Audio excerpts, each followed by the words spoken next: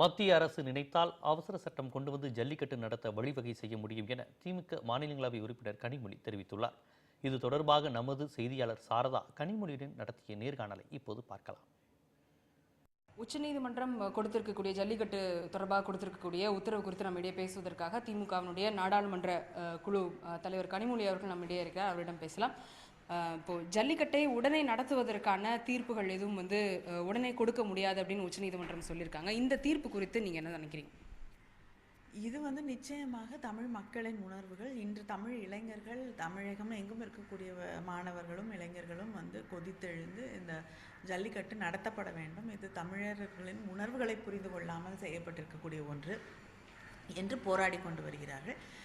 இப்படி எதையுமே கணக்கில் எடுத்துக்கொள்ளாமல் இப்படி ஒரு தீர்ப்பளிக்கப்பட்டிருக்கிறது. நிச்சயமாக இப்போ தளபதி அவர்கள் கூட சொல்லியிருக்காங்க, மத்திய அரசாங்கம் நினைத்தால் ஒரு அவசர சட்டத்தை நிறைவேற்றி, ஏன்னா வேறு எதற்குமே கால அவகாசம் இல்லை அப்படிங்கிற ஒரு நிலைமையில் நாம் இருக்கும் பொழுது மத்திய அரசாங்கம் நினைத்தால் ஒரு அவசர சட்டத்தை நிறைவேற்றி பொங்கலுக்குள் இந்த ஜல்லிக்கட்டு விழாவை இந்த ஆண்டு நடைபெற செய்ய முடியும். அதை அவர்கள் செய்ய வேண்டும்.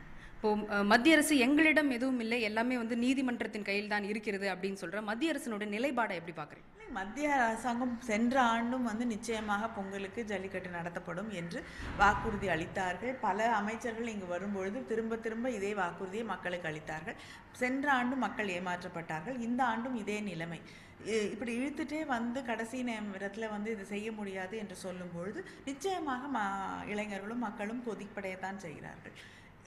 நிச்சயமாக மத்திய அரசாங்கம் நினைத்தால் இதற்கு பல விஷயங்களுக்கு அவசர சட்டங்களை கொண்டு வருகிறார்கள். அப்படி இருக்கும்பொழுது இதற்கு ஒரு அவசர சட்டத்தை நிறைவேற்றி இந்த ஆண்டு ஜல்லிக்கட்டு நடத்துவதற்கு வழிவகை நினைத்தால் அவர்களால் நிச்சயமாக செய்ய முடியும்.